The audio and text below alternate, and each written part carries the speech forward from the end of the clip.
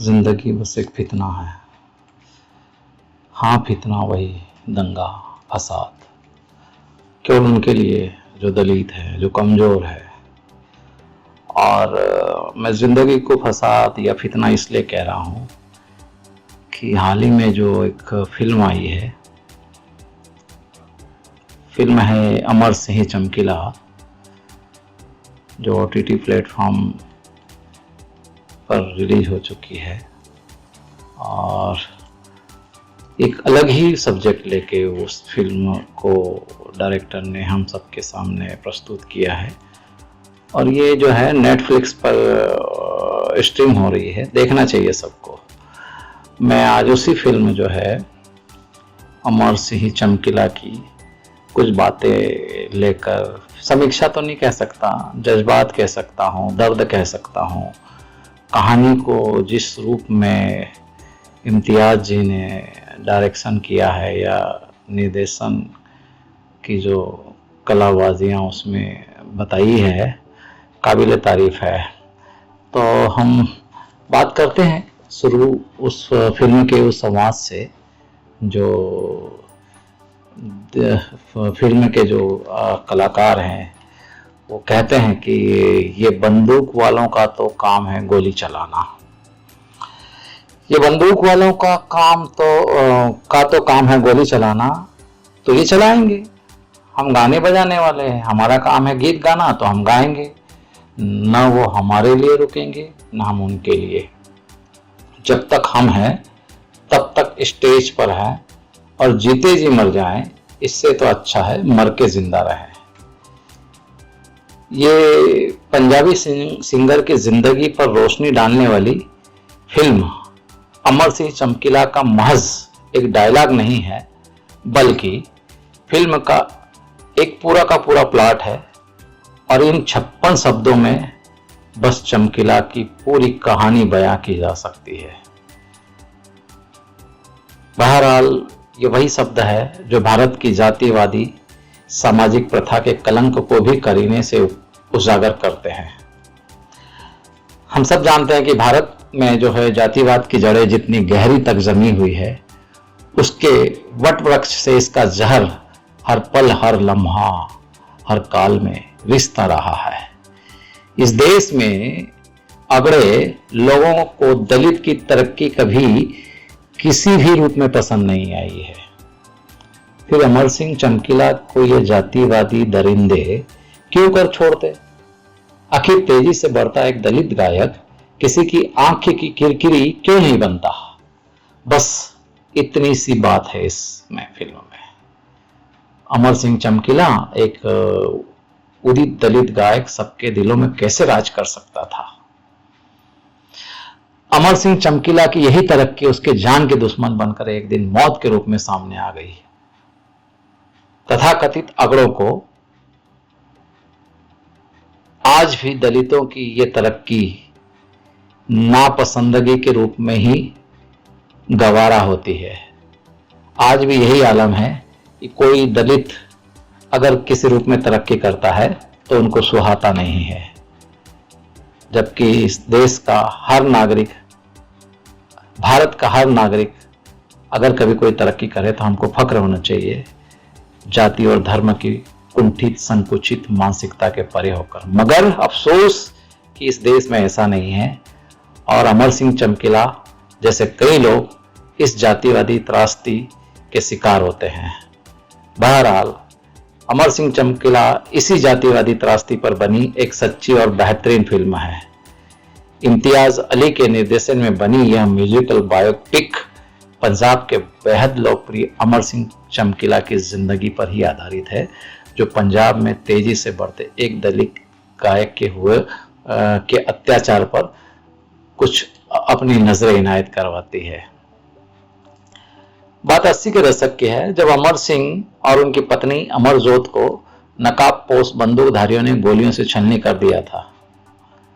हत्या से पहले चमकीला को अश्लील गीत लिखने और गाने के लिए अज्ञात धमकियां मिली थी। जब 1988 में इस पंजाबी सिंगर की गोली मारकर हत्या कर दी गई थी, तब वो मात्र 27 साल का युवा था। बेमौत उसको काल के गाल में समा दिया गया।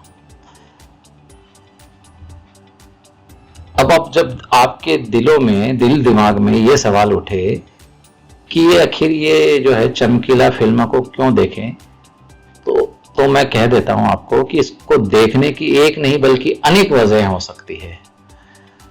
सबसे पहले तो अमर सिंह चमकीला जो है एक बहुत ही मार्मिक कहानी को बयां करती है। ये उत्तेजक भी है और ये किसी कविता की तरह है जो ज्वलंत भावनाओं को जगाती भी है। एक तरफ फिल्म में उद्देश्य है तो दूसरी तरफ सहानुभूति है।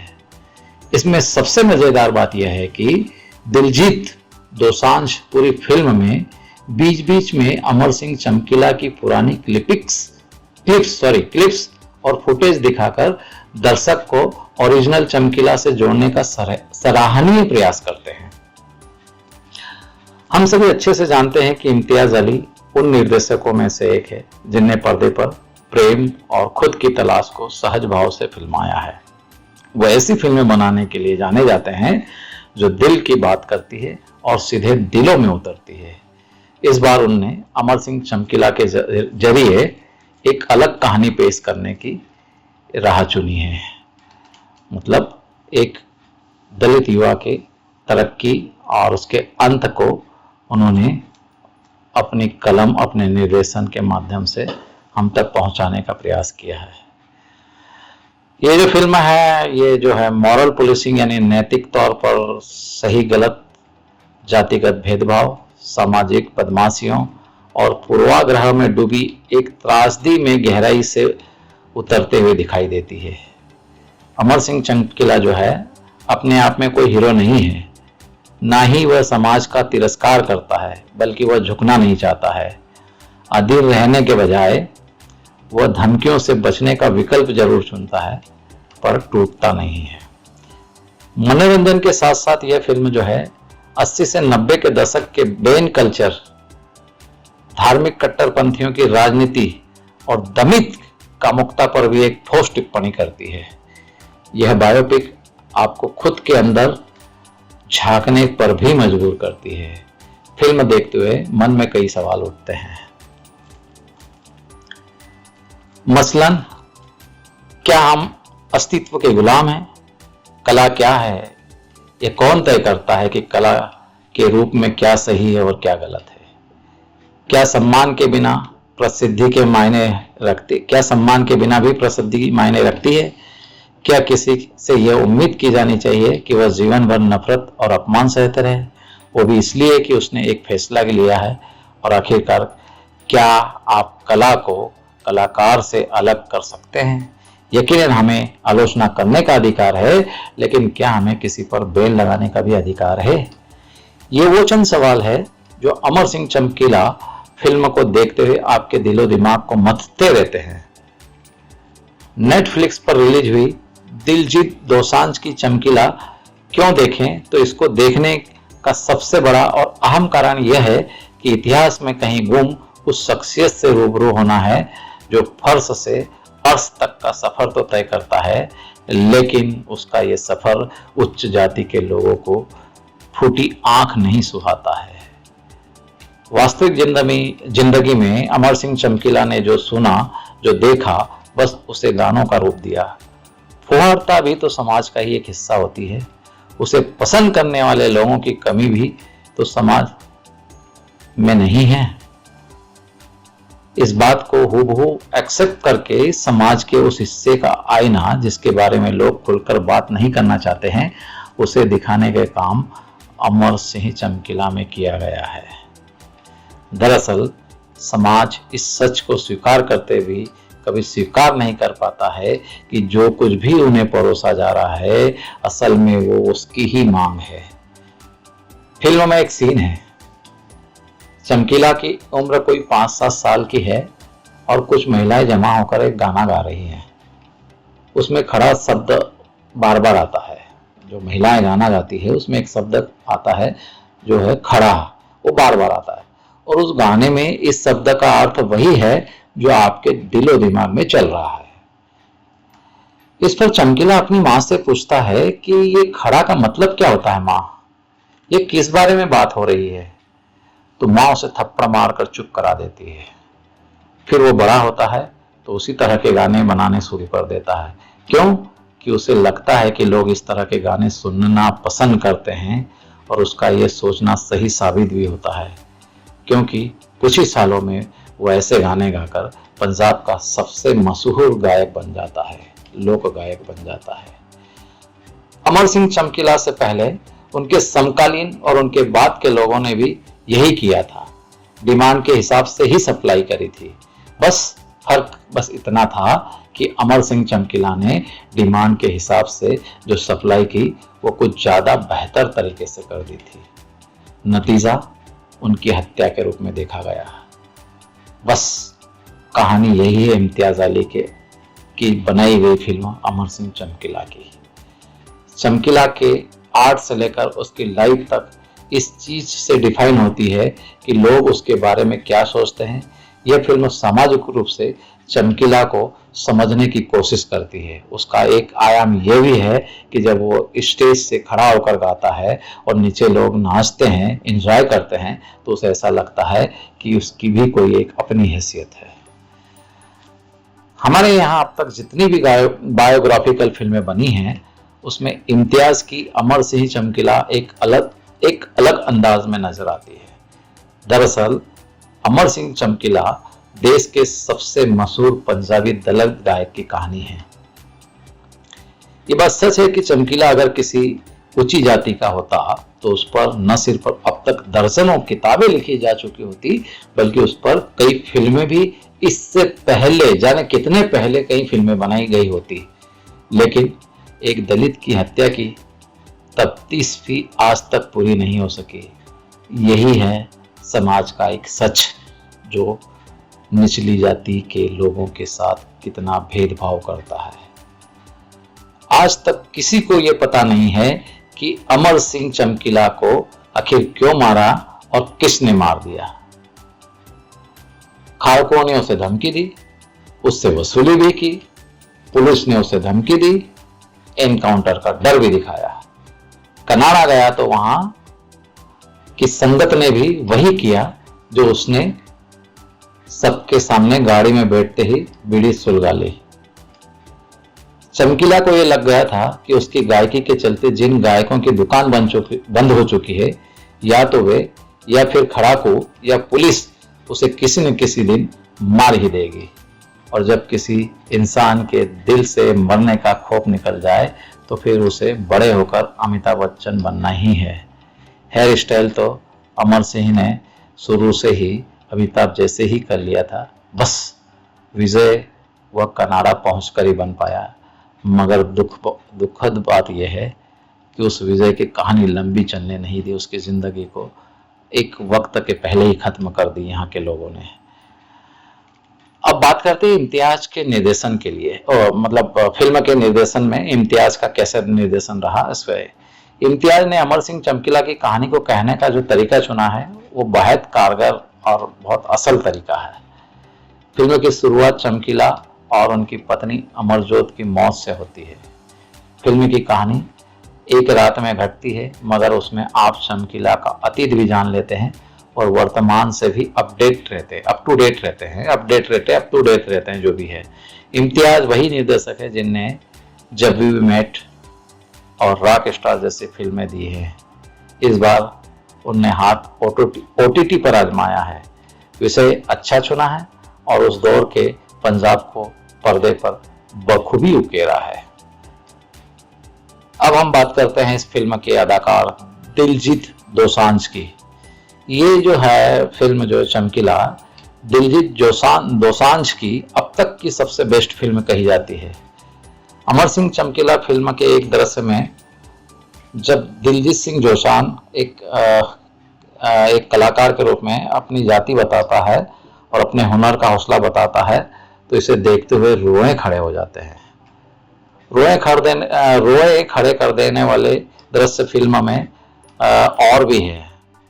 जैसे अपना इंटरव्यू लेने वाली महिला पत्रकार से अमर सिंह कहता है, सच और गलत में फर्क करने की हर किसी की औकात नहीं होती है। या फिर जब वह अपनी पत्नी से कहता है, मुरीद ही इन दिनों धमकियां देने आते हैं। ये सारे दृश्य दिलजीत दोसांझ ने अमर सिंह चमकीला बनकर जो जिए हैं वो काबिले तारीफ है।